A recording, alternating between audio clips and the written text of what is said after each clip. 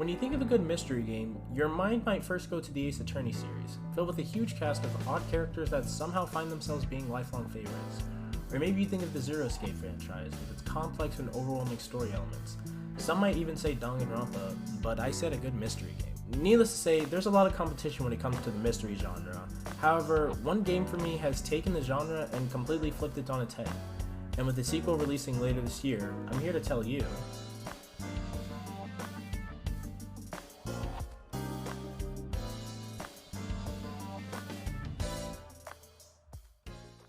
The Somnium Files is a mystery adventure game released in 2019 on most mainstream platforms.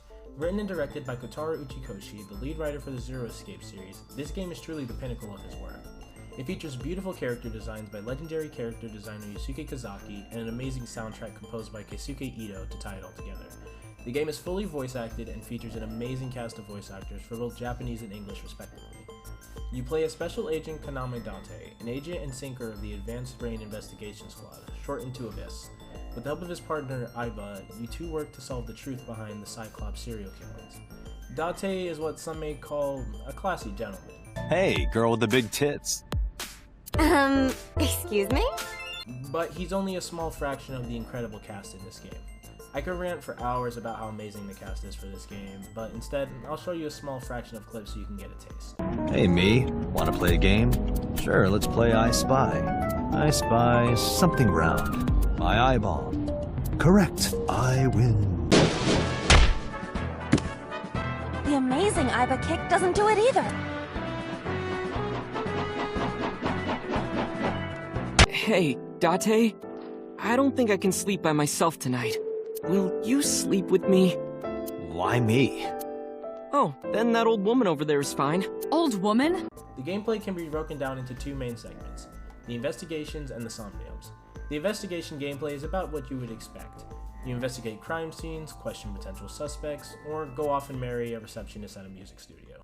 Where the game truly takes off is the somnium segments. As a sinker, Date can use the sync machine to enter someone's consciousness, otherwise known as their somnium.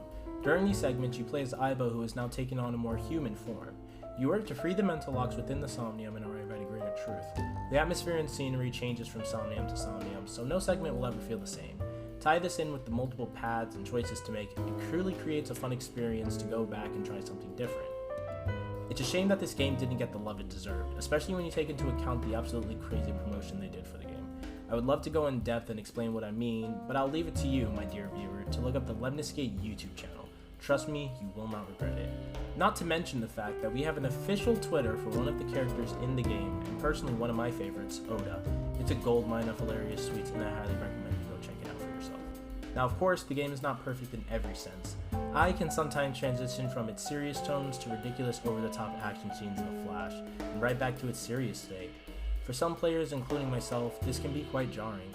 Allow me to give you an example here. Skip ahead to the timestamp on the screen if you wish to avoid this clip, as it could potentially contain spoilers.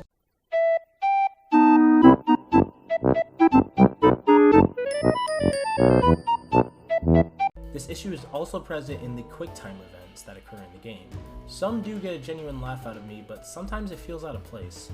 And on a connected topic, the game's sense of humor can sometimes be... Date, the island in the middle of the pond. Do you remember it? Yeah? Your favorite thing is on that island. My favorite thing. A porno magazine. What? Date himself is a perv, and the game loves to make it clear to you on multiple occasions, which can get repetitive at times, but it doesn't hurt the overall character in my eyes. The timing can just sometimes be a bit awkward. This is my first time trying out anything like this, so I understand if it's messy, but at the end of it all, I genuinely believe this game is truly incredible and really just criminally overlooked, even with its flaws. If I could go into spoiler territory, we would be here all day, but this game is something I believe you truly have to experience violently. The Somnium Files retails for about $39.99 on multiple platforms, with the demo available for you to try it as well. I personally played it on the Nintendo Switch, and while there were some performance issues... When we were at Sunfish Pocket, my friend said...